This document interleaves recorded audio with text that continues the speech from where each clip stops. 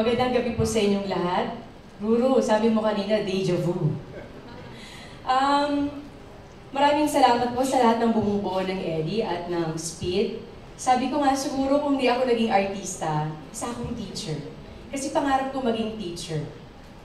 At habang ginagawa ko kasi yung balota, marami akong realization sa buhay ko na ito pala yung hinahanap ng spirito ko, ng kaluluwa ko, na gumawa ng isang pelikula na hindi ko iniisip yung itsura ko. Aarte lang ako na naaayon sa emosyon at mga eksenang dapat kong gampanan. Kaya naman, sabi ko, yung mga teacher talaga yung pagbubuwis na ng buhay para bantayan ang mga boto ng bayan. Ibang klase talaga ang ginagawa nilang trabaho at hindi yun madali para sa kanila. Kaya naman ngayong gabing ito, nais kong ibahagi ang tropeyong ito sa lahat ng guro na hindi lang dahil sa pagbabantay ng mga balota o pagboto natin, kundi sa araw-araw na pagtuturo sa mga estudyante. Walang sawa na nagiging pangalawang magulang ng mga estudyante.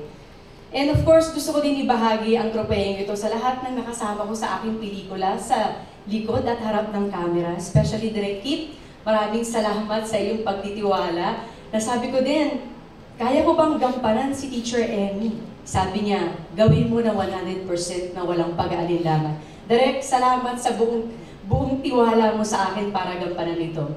And of course, lastly, nais kong ibahagi ito sa lahat ng mga tao na mayroong concern sa ating bayan.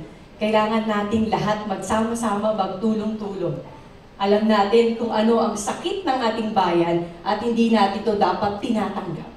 Muli, maraming pong salamat. And of course, Lord, lahat ito para sa iyo. Thank you!